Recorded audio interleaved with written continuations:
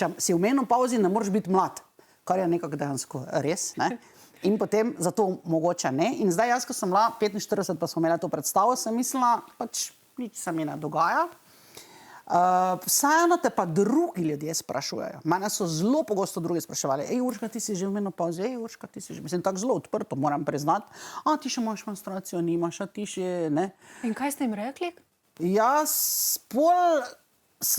tudi sam začneš razmišljati, ker ko nekako prideš proti 50, seveda vemo, da življenjska doba ni, da bi jo 100 doživel, ampak vseeno pri 50 nekako začutiš, kot da je to polovica. Čeprav sploh ni glede na to, kako dolgo bomo živeli, ampak kot da začutiš, da je polovica in takrat hočeš, nočeš, ali si prijatelj z staranjem ali nisi, razmišljaš o tem, kako dolgo še bom živel, koliko še imam in seveda vsa ta vprašanja okoli menopavze. Ali jaz to imam, ali jaz to nimam, a so to oblivi, a to niso, slabo spim, ne spim slabo.